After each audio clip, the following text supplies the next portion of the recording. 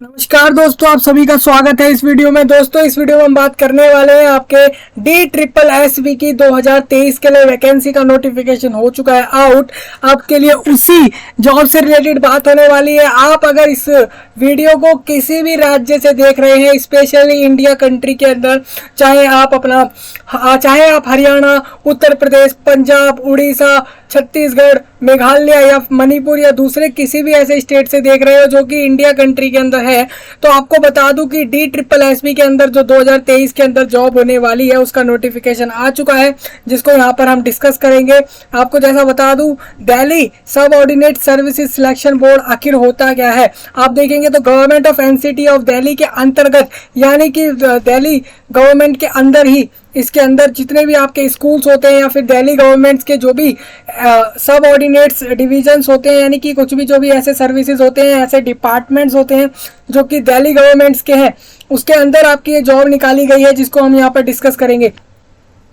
तो यहाँ पर हम एक एक चीज डिस्कस करने वाले हैं। DSSB में आपकी टीचर की वैकेंसी भी आई है और दूसरे पोस्टों से रिलेटेड भी यहाँ पर वैकेंसी जो है वो निकाली गई है 2023 में, और अभी और वैकेंसी जो है वो आना बाकी है। हम इसका शॉर्ट एडवर्टाइजमेंट यानी कि विज्ञापन को डिस्कस कर चुके थे। आप अगर चाहे तो उस वीडियो को जरूर देख सकते हैं, जिसमें हमने इसके विज्ञापन को पूरा डिस्कस किया था। विज्ञापन में यही बताया गया था कि किस पोस्ट के लिए कितने वैकेंसी रहेंगे, और वो उसमें कैटेगरी वाइज भी बताया गया था, और वो पोस्ट जो है वो किस डिपार्टमेंट में लिया जा रहा है वो भी आपको बताया था। साथ ही ये भी बताया गया था वहां पे कि कब से लेकर कब तक फॉर्म भरे जाएंगे। आप सबसे पहले उसको चाहे तो देख सकते हैं। वो एक शॉर्ट वीडियो था जिसमें ना हमने ज़्यादा कुछ मेनली एडवर्टाइजमेंट को कवर किया था। अब हम यहाँ पर जो हम डिस्कस कर रहे हैं वो हम डिस्कस करेंगे आपके नोटिफिकेशन को। तो जो भी कैंडिडेट इसके लिए एलिजिबल हो वो अप्लाई कर सकता है। अप्लाई करने के लिए अभी जो है 17 अगस्त से फॉर्म चालू हो रहे हैं। ये देख सकते हैं आप DSSB का जो ऑफिशियल वेबसाइट है, यहाँ से ही आपको नोटिफिकेशन मिल जाएगा। आप इसको देखेंगे तो यहाँ पे एडवर्टाइजमेंट नंबर आप देखेंगे तो यहीं पर इस सेक्शन में आपको वो चीज़ देखने को मिल जाएगी। तो ढूंढने में दिक्कत आपको नहीं आने वाली है। आप देख सकते हैं कि यहाँ पर एक और आप देखेंगे तो यहाँ पे नोटिफिकेशन के अंदर जो एडवर्टाइजमेंट ये है 4 अगस्त का, इसमें आपको एक चीज़ देखने को मिल जाएगी। तो सर, अब तो ये तो बात होगी एडवर्टाइजमेंट मिलेगा कहाँ से। आपको डिस्क्रिप्शन में भी मिल जाता है फॉर्म भरने के लिए लिंक। अभी आया नहीं है, लेकिन आते ही आपको वहाँ पे वो भी मिल रहा होगा। हम बात करेंगे आप सबसे पहले एडवर्टाइजमेंट के बाद हम नोटिफिकेशन के ऊपर चलेंगे कि भाई आप अब इसमें देखिए, अभी तक हम आपको ये नहीं पता था कि इसमें कौन कैंडिडेट्स अप्लाई कर सकते हैं। मेनली एलिजिबिलिटी हर पोस्ट वाइज अलग अलग है, और सारी की सारी गवर्नमेंट जॉब है, क्योंकि गवर्नमेंट ऑफ दिल्ली के अंदर जॉब है, तो यानी कि सारी की सारी सरकारी जॉब है। अगर आपको लेनी है ये जॉब तो आपको इसके लिए अगर कोई एग्ज़ाम है तो उसका पैटर्न जानना जरूरी है, सिलेक्शन प्रोसेस जानना जरूरी है, एज सीमा यानी कि आयु सीमा, यानी कि आप कितने से कितने के बीच में एज है आपकी, तो आप अप्लाई करेंगे इसको। तो इसमें आपका उम्र हो गया, आपकी सैलरी कितनी होगी, और इसमें जो है आपको रिलैक्सेशन कितना मिल जाएगा, क्वालिफिकेशन और सब कुछ हम डिस्कस करने वाले हैं। तो सबसे पहले देखेंगे आप इसको, तो इसमें यही लिखा है कि यहाँ पर ओनली ऑनलाइन एप्लीकेशन एक्सेप्ट होंगे, मतलब आप फिजिकल मोड में कोई फॉर्म नहीं भरने वाले हैं। 17 अगस्त से 15 सितंबर तक फॉर्म भरा जा रहा है। अब मैं आपको बता देता हूँ यहाँ पर किस चीज़ के लिए, किस पोस्ट के लिए, किस डिपार्टमेंट में कितने जो है वैकेंसी है, इसको हम पहले भी डिस्कस कर चुके हैं। आप यहाँ देख सकते हैं कैटेगरी वाइज।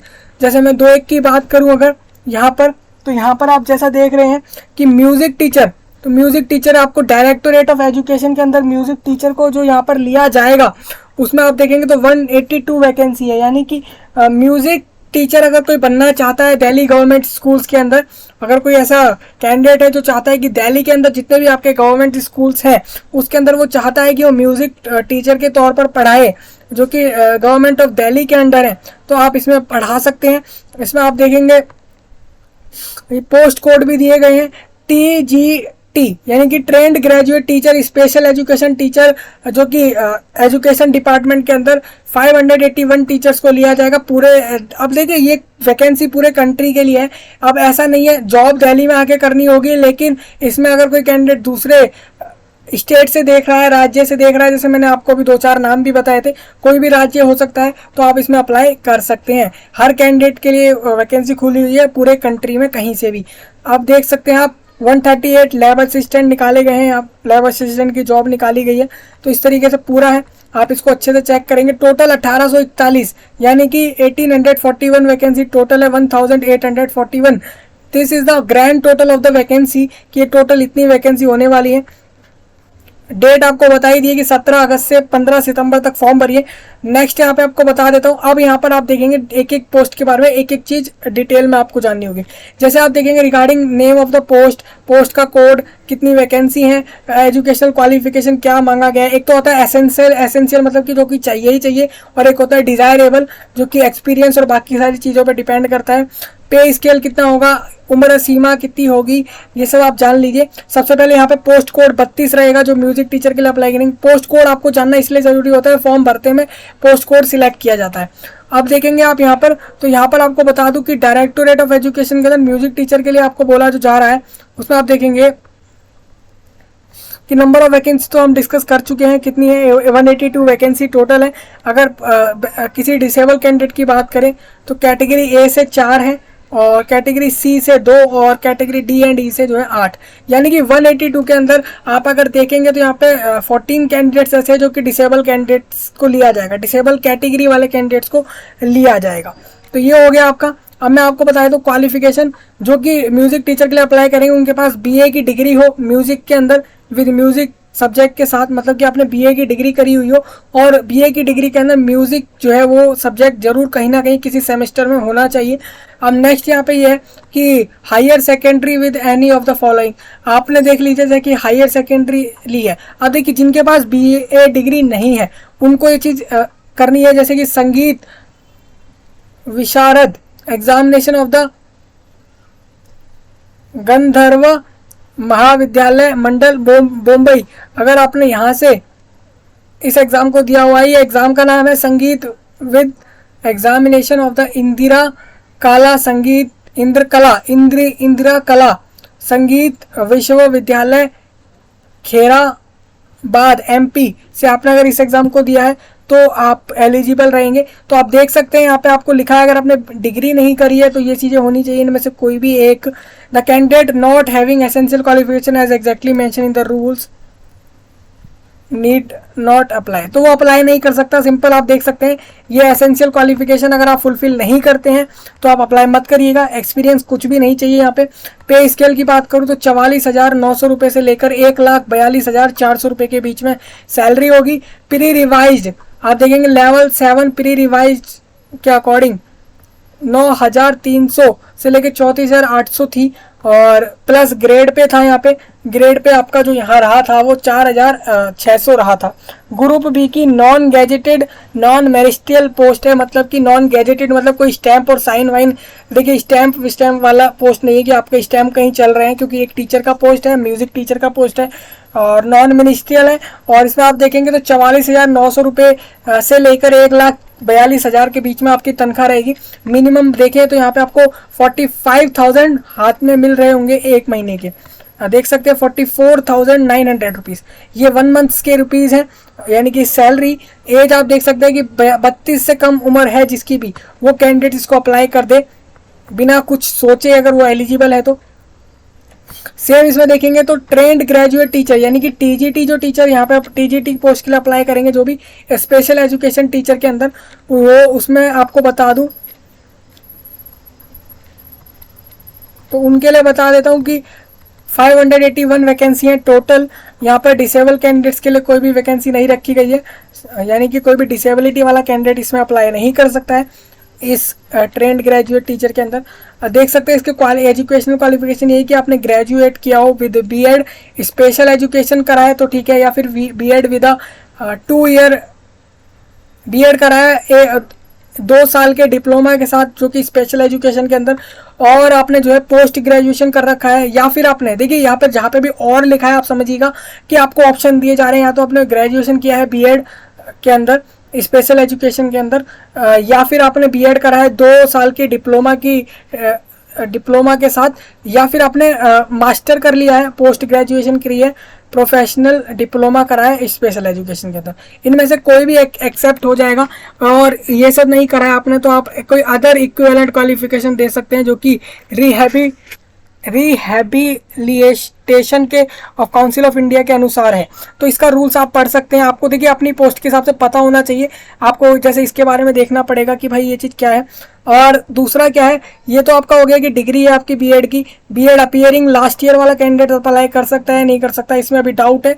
मेनली आपको बता दूं, यहाँ पर बीएड क्वालिफाइड कैंडिडेट मांगा जा रहा है जो कि क्वालिफाइड कर चुका हो, सीटेट एग्जाम जिसने दे रखा हो सीबीएसई के द्वारा, वो भी अप्लाई कर सकता है। अब टीजीटी का पोस्ट है, ये पीआरटी का पोस्ट तो है नहीं, तो आपके पेपर 1 और 2 दोनों पास होने चाहिए सीटेट के अंदर। तो ये चीज़ सीटेट वालों को क्लियर कर दी है मैंने, जितने भी सीटेट वाले इसको अप्लाई करेंगे तो उनका दोनों पेपर क्वालिफाई होना जरूरी है टीजीटी के लिए। यहाँ पे सैलरी की बात करूँ तो 44,900 रुपये से लेके वही सेम सैलरी रखी गई है यहाँ पे इस वाले पोस्ट के लिए भी। लेकिन उम्र में आपको देख सकते हैं कि 30 साल से कम होनी चाहिए उम्र, अगर कोई कैंडिडेट अप्लाई कर रहा है तो।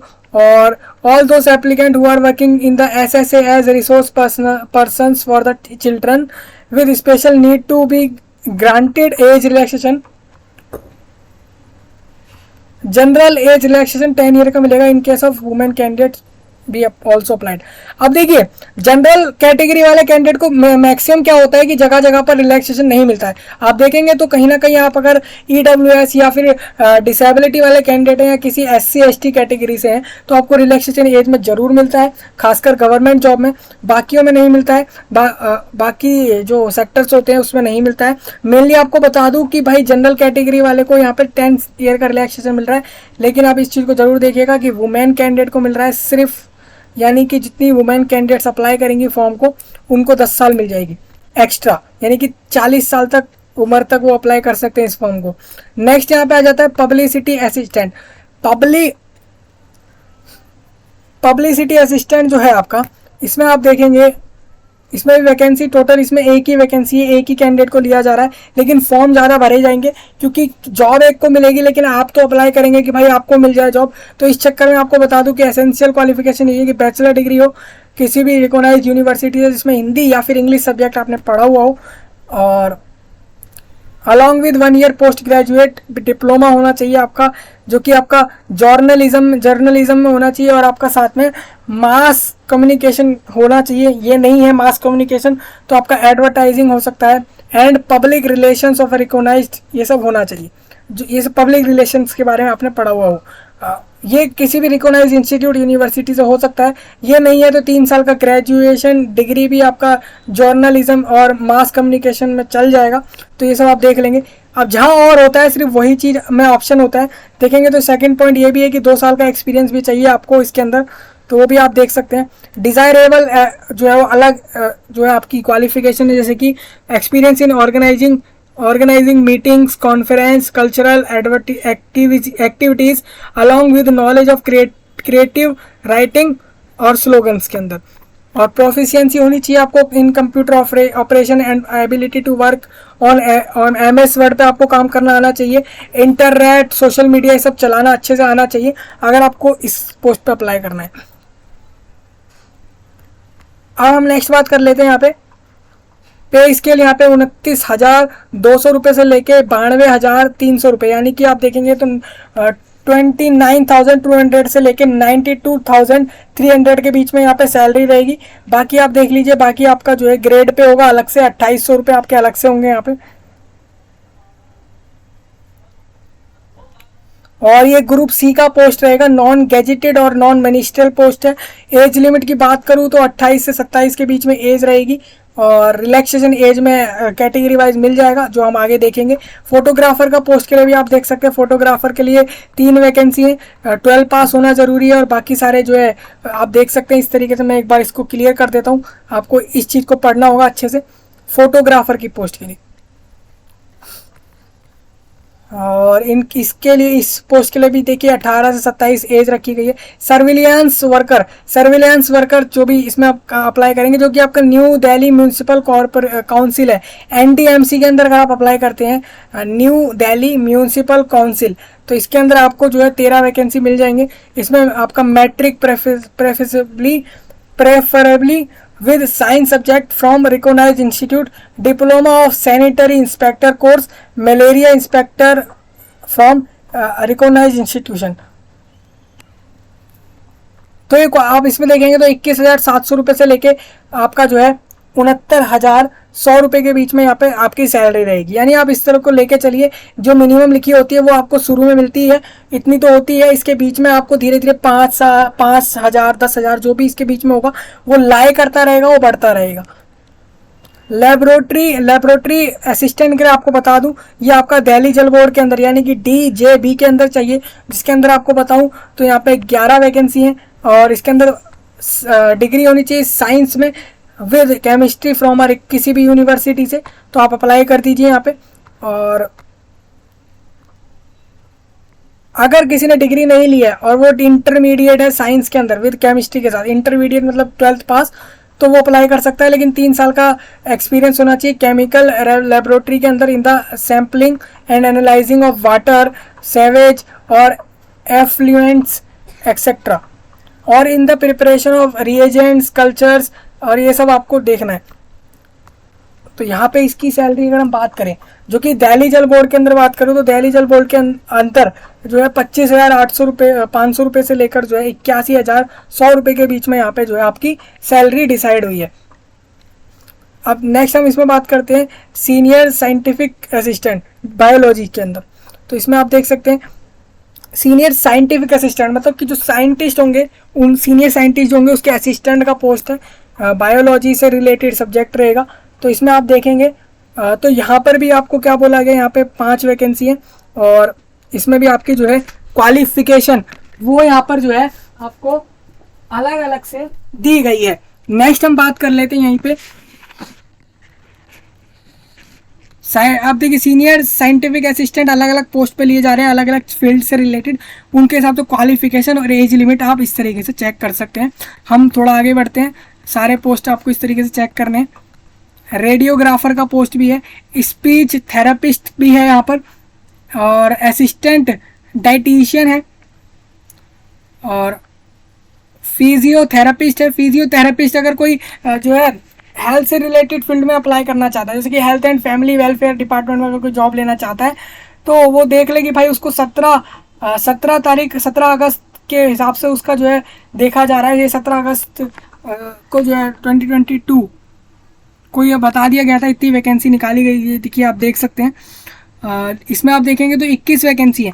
इसमें आपको बता दूं कि आपने FSC करा हो या प्री मेडिकल करा हो या फिर HR हायर सेकेंडरी करा हुआ है विद साइंस के साथ, एंड डिप्लोमा करा है फिजियोथेरेपी के अंदर किसी भी इंस्टीट्यूट से, यूनिवर्सिटी से, तो वो यहाँ पे एक्सेप्ट होगा।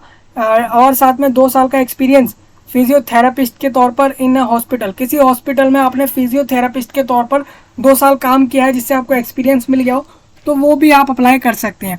35,400 रुपये से लेकर 1,12,400 रुपये के बीच में यहाँ पे सैलरी रहेगी आपकी, जिसमें आपका 4200 एक्स्ट्रा ग्रेड पे रहेगा। अब मैं आपको लेवल 6 का बता दूं, यहाँ पे ये किस चीज़ पे डिसाइड करा गया है। आप देखेंगे तो यहाँ पर 34,800 था और 4,000 और था ये, तो 34,000 4,000 कितना हो गया, 34,000 4,000 हो गया 38,000, यानी कि 39,000 हो गया ग्रेड पे मिला के। आप इसको भी एक तरीके के लिए मान लीजिए कि अगर आप सैलरी में देखेंगे तो 35,400 तो आपको मिनिमम मिलेगा ही, ये तो यहाँ लिखा ही गया है। फिर धीरे धीरे बढ़ेगा, 4,200 रुपये अलग से ग्रेड पे रहेंगे। आप इसमें देखेंगे तो फिर 35,000 और 4 लगभग जो है 39,000 प्लस हो जाएगा। 18 से 32 के बीच की एज होनी चाहिए इस पोस्ट के लिए।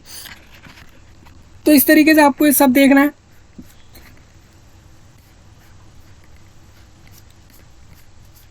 तो हम धीरे धीरे इस सबको हटाते हैं।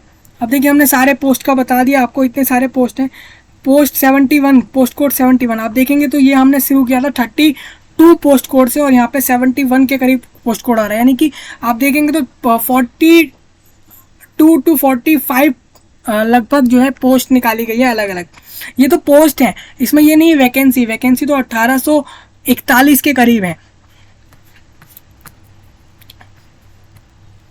अब देखिए डिसेबल कौन कौन सी कैटेगरी हो सकती है डिसेबल की। ब्लाइंडनेस, अगर किसी को ब्लाइंडनेस है, लो विजन है, या फिर हार्ड ऑफ हियरिंग है, लोकोमोटर डिसेबिलिटी है जैसे कि इंक्लूडिंग सेरेब्रल पैल्सी हो, लेप्रोसी क्योर्ड हो, ये सब अगर आपको है ये आपको अपनी डिसेबिलिटी चेक करनी है, जो भी आपकी डिसेबिलिटी होगी इनके अंदर की, तो आप अप्लाई कर सकते हैं। एब्रीविएशन डिसेबल्ड कैटेगरी जैसे कि ब्लाइंड हो, लो विजन हो, ये सब अभी मैंने आपको बताया अभी। अब देखिए एलिजिबिलिटी क्राइटेरिया यही रहेगा कि आप एज वाइज तो अपने पोस्ट के हिसाब से देख सकते हैं, जिस भी पोस्ट में अप्लाई करें अपना एज देख लें, उसकी क्वालिफिकेशन देख लें। अब यहाँ पे रही बात कि भाई प्लेस वाइज यही है कि आपका इंडियन सिटीजन होना जरूरी है, कहीं से भी अप्लाई करिए किसी भी स्टेट से। Candidate must be eligible in terms of age और बाकी हमने बताया जो आपको एज और क्वालिफिकेशन जो भी आपकी थी, एक्सपीरियंस, वो सब आपने अपनी पोस्ट के हिसाब से देख लेना है। अब अप्लाई करने के लिए आपको DSSB के वेबसाइट पे आना है। पहले आप रजिस्ट्रेशन कर लेंगे अपने ईमेल आईडी से और मोबाइल नंबर से, जिसको आप आजकल में यूज़ कर रहे हैं, उससे आप रजिस्ट्रेशन कर लेंगे। सबसे पहले DSSB के वेबसाइट पे, हम बार बार इसको फुल फॉर्म नहीं बोलेंगे, DSSB के वेबसाइट से आपको रजिस्ट्रेशन करना होगा।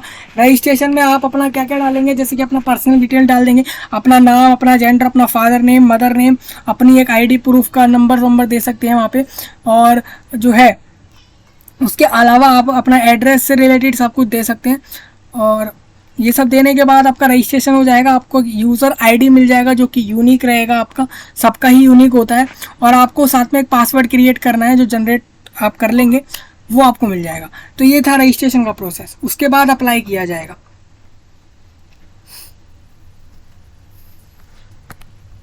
एप्लीकेशन फ़ीस की बात कर लूँ तो यहाँ पे 100 रुपये मोड ऑफ पेमेंट आप देख सकते हैं, सिर्फ 100 रुपये देने हैं। वुमेन कैंडिडेट जितने भी होंगे and candidate belonging to SC ST और PWD and ex serviceman category are exempted from paying application fees. मतलब आप समझिए कि आप जितने भी फीमेल कैंडिडेट अप्लाई कर रहे हैं इस फॉर्म को अपनी एलिजिबिलिटी के हिसाब से, चाहे वो 18 एज की हो, 20 एज की हो, 25 30 एज, जो भी आपकी एक्सेप्ट हो रही है अपने पोस्ट वाइज, आप अप्लाई कर सकते हैं। किसी भी फीमेल कैंडिडेट को फ़ीस नहीं देनी है यहाँ पे। खासकर SC ST और PWD जैसे कैटेगरी से अगर कोई अप्लाई करेगा तो उनको भी यहाँ पर फ़ीस नहीं दे, उनको तो बिल्कुल फ़ीस नहीं देनी है। मतलब कुल कहने की बात यही हुई कि आप सिर्फ अगर कोई अनरिजर्व कैटेगरी से कैंडिडेट है तो वो फ़ीस देंगे, और उसमें भी सिर्फ मेल कैंडिडेट फ़ीस देंगे। अब इसमें देखिए यहाँ पे एग्ज़ाम लिया जाएगा। आप ये समझ लीजिए कि हर चीज़ के लिए एग्ज़ाम होगा। तो देख सकते हैं टीयर वाइज एग्ज़ाम हो रहा है। तो 1 टीयर टेक्निकल और टीचिंग। अब देखिए जिनके भी पोस्ट कोड 32 थे, 32 34, आप देख सकते हैं 32 34 50 52 57। अब ये जिनके भी पोस्ट के ये वाले पोस्ट कोड थे, यहाँ पर बार बार पोस्ट लिखना ज़रूरी नहीं है, इसलिए इन्होंने पोस्ट कोड लिख के दिया है। आप देखेंगे तो 32 जो था वो म्यूज़िकल टीचर वाला पोस्ट था, और 34 जो है वो जो है पोस्ट शायद से असिस्टेंट का पोस्ट था। आप ऊपर से चेक कर लेंगे जो भी हो, अगर मैं कुछ गलत कह रहा हूँ यहाँ पे तो जहाँ पर 32 33 को छोड़ दिया गया है, TGT को छोड़ा गया है यहाँ पे, आप देख सकते हैं। तो 32 और 34 से लेके 50 तक के जितने ही पोस्ट कोड थे आपके, और उसके बाद 51 को छोड़ के 52 से 57, फिर 58 को छोड़ दीजिए, 59 को छोड़ दीजिए, 60 को और फिर 71 को, जिनके भी पोस्ट कोड ये वाले हैं और इस पोस्ट पे अप्लाई करेंगे तो उनका एग्ज़ाम होगा टीयर 1 का, जो कि T1 लिखा गया है। 2 घंटे का पेपर होगा। और टोटल MCQ आप देखेंगे तो 100 MCQ आएंगे, 100 नंबर का आएगा, एक नंबर का हर क्वेश्चन आपको यहाँ मिल जाएगा। टोटल मार्क्स जो अब देखिए डिस्क्रिप्टिव में नहीं हो रहा है, सब MCQ में हो रहा है। ग्रैंड टोटल 200 हो गया। अब देखिए अब मैं इसका सिलेबस बता दूं। MCQ 1 ऑफ ईच जो होंगे, general awareness, general intelligence, reasoning ability, arithmetical numerical ability, test of Hindi language comprehension, test of English language comprehension, ये सब आपका आएगा। ये 20 मार्क ईच। आप इस बात को समझिए, जैसे कि पहला वाला पार्ट था आपका जनरल अवेयरनेस, ये 20 नंबर का आ रहा है। General intelligence and reasoning ability, ये भी 20 नंबर का आ रहा है। अर्थमेटिकल न्यूमेरिकल एबिलिटी, ये भी 20 नंबर का आएगा। तो इस तरीके से यहाँ पे 5 पॉइंट तक दिए गए हैं। तो यानी कि 100 नंबर का पेपर आपका ये हुआ सेक्शन A से। और सेक्शन B से आपका जो पार्ट रहेगा वो आपका रहेगा as per the qualification prescribe for the post. मतलब कि म्यूजिकल टीचर का है तो 100 नंबर का म्यूजिक फील्ड से रिलेटेड सारा आपका एग्जाम आएगा। तो इस तरीके से आपका जो भी पोस्ट थी उसका उस पोस्ट उसकी खुद की जो पोस्ट रहेगी वो पोस्ट का एग्जाम लगभग आधा एग्जाम उसका ही रहेगा, और बाकी आधा एग्जाम जो रहेगा 100 नंबर का वो इन चीज़ों से रहेगा जो आपके यहाँ लिखे हुए हैं।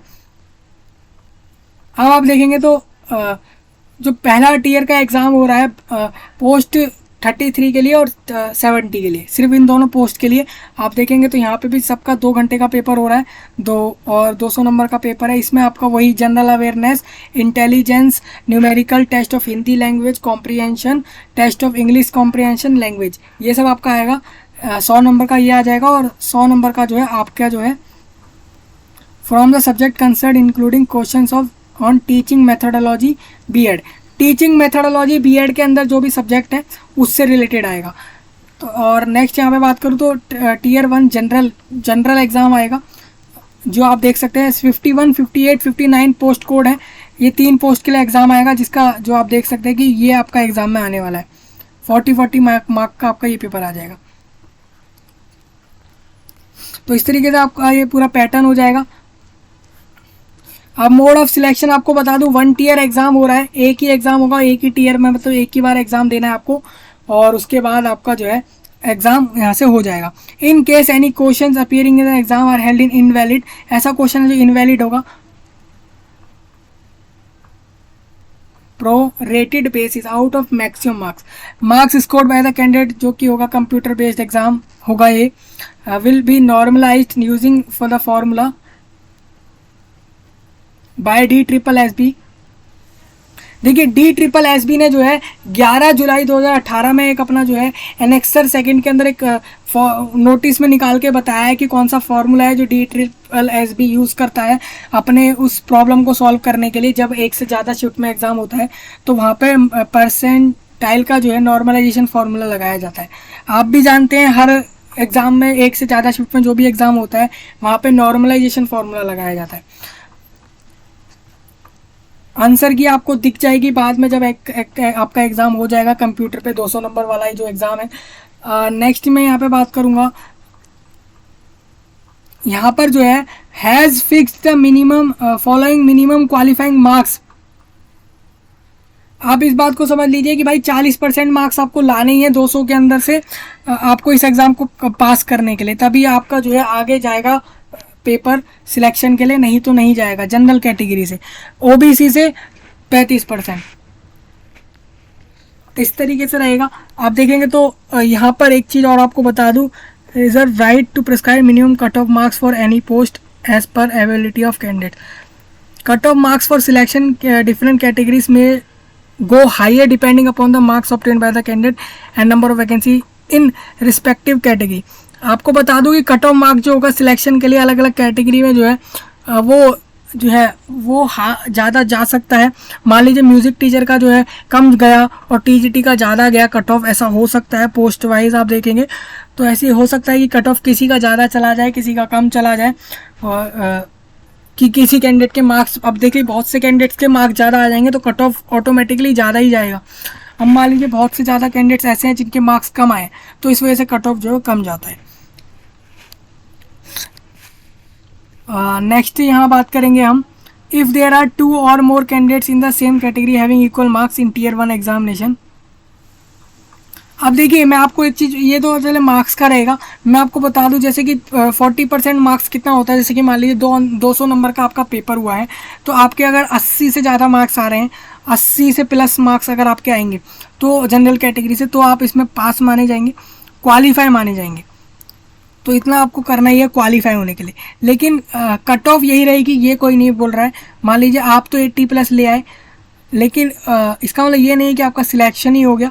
ये एक कट ऑफ मार्क्स रखा जाता है कि क्वालिफाई करने का मार्क्स, अगर इससे ऊपर मार्क्स आता है तो पूरा शीट चेक होता है, नहीं तो नहीं होता है। तो इस तरीके से आप अपने कैटेगरी वाइज देखेंगे आपको कितने मार्क्स लाने हैं। अब ऐसे कैंडिडेट्स जिनके एक से ज़्यादा ऐसे कैंडिडेट जिनके सेम मार्क्स आ गए तो ऐसे में section B is to be placed higher. तो सेक्शन बी वाले पार्ट में जो भी कैंडिडेट ज़्यादा नंबर लाए हैं उनको ऊपर रखा जाएगा। In case where the marks mentioned at 1 above are also equal the candidate senior in age. अब मान लीजिए जहाँ पर सेक्शन ए की है, सेक्शन ए ही था, आप किसी पोस्ट में देखेंगे तो उसमें क्या होगा, जो एज में बड़ा होगा कैंडिडेट उसको जो है लिस्ट में ऊपर रख लिया जाएगा, उसको प्रेफरेंस दे दी जाएगी। तो ये आप समझ सकते हैं, इसमें कोई डाउट ना रखें। अब हम नेक्स्ट बढ़ेंगे, रिजर्वेशन बेनिफिट आपको बता दूँ, the candidate have select the category जो भी आप कैटेगरी चूज करेंगे अपनी SC ST OBC EWS general, तो आप बाद में चेंज नहीं करेंगे फॉर्म भरते में, आप पहले अच्छे से सोच के चेक करिए। ये मेनली डाउट वहाँ पर रहता है जहाँ पर जनरल और EWS वाले कैंडिडेट्स होते हैं कि भाई वो ये सोचते हैं अभी सर्टिफिकेट नहीं है तो हम अभी अप्लाई कर देते हैं EWS का, बाद में हम बनवा लेंगे।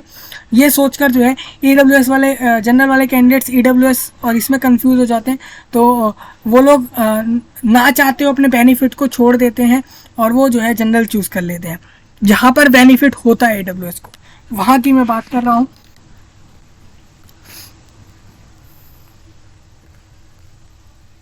यहाँ पर आपको बता देता हूँ, हर जितनी भी आपको ऊपर पोस्ट दिखाई गई नोटिफिकेशन में, तो ग्रुप बी और सी दोनों तरह की पोस्ट थी। ग्रुप बी की भी थी, सी की भी थी। ग्रुप बी में ज़्यादा सैलरी होती है, अच्छे पोस्ट होते हैं। ग्रुप सी की उससे कम सैलरी होती है, और काम जो है काम तो बराबर ही रहेगा, लेकिन देखिए सैलरी उसकी कम इसलिए होती है क्योंकि वो लेवल कम होता है पोस्ट का। दूसरी बात ये है, SC ST में आप देखेंगे तो 5 साल का छूट मिल जाएगी। जैसे आपने देखा होगा कहीं टीचिंग पोस्ट पे आपने देखा था कि 32 एज थी, तो वो कैंडिडेट अगर कोई टीचिंग वाली TGT में अप्लाई कर रहा है तो उसको 37 तक अलाउड होगा अप्लाई करना, क्योंकि 5 साल का रिलैक्सेशन। सेम इस तरीके से आपके रिलैक्सेशन रहने वाले हैं, आप इसको चेक करेंगे अच्छे से। ये आप इंपॉर्टेंट चीज़ आप इसको देख भी सकते हैं, इंपॉर्टेंट इंस्ट्रक्शन है आपके लिए। ये general instruction, list of document आप समझ लीजिए यहाँ पर क्या क्या चाहिए आपको। उसकी बात हम अभी, light clothes with half sleeve not having big button.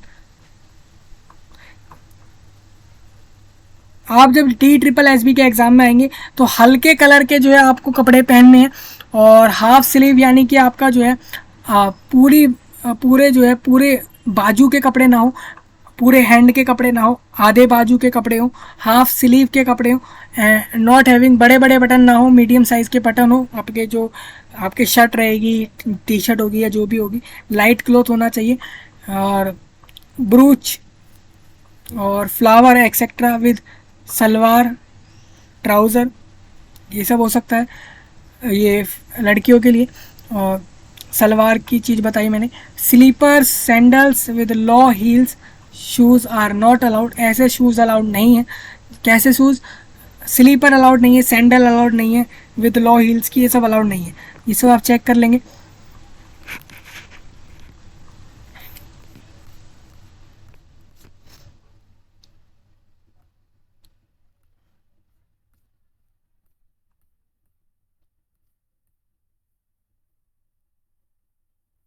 अब मैं इसमें आगे बढ़ता हूँ।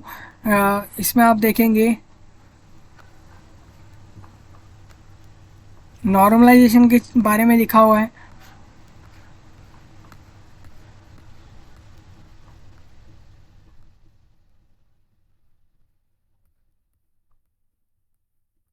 ये नोटिस हमारे डिस्कशन के लिए अभी नहीं है, डिस्कशन के लिए इसमें कुछ भी, तो हम इसको अभी कुछ डिस्कस नहीं कर रहे हैं। हमने सारा कुछ बाकी डिस्कस कर लिया है। आप देख सकते हैं यहाँ पे हमने सिलेबस और एक एक चीज़ को डिस्कस किया है, DSSB के वैकेंसी से रिलेटेड पूरा नोटिफिकेशन यहाँ पे डिस्कस हो चुका है। तो बस यही था आपके लिए कि मैं आपको बता रहा था कि DSSB में 1841 वैकेंसी निकाले हुए हैं, अलग अलग पोस्ट पे निकाले हैं हमने, उसकी एक एक चीज़ बात कर ली है। और 17 अगस्त से 15 सितंबर तक फॉर्म भरे जा रहे हैं, आप अप्लाई करिए। और बस यही था इस वीडियो में। बाकी आपको क्या बताऊं कि भाई नोटिफिकेशन और बाकी सारी चीज़ें आपको डिस्क्रिप्शन में मिलती हैं, वहाँ से आप जाके पहुँच सकते हैं। और बस आज के लिए इतना ही है इस टॉपिक के अंदर। मिलेंगे आपसे नए टॉपिक में, तब तक के लिए आप सभी का धन्यवाद।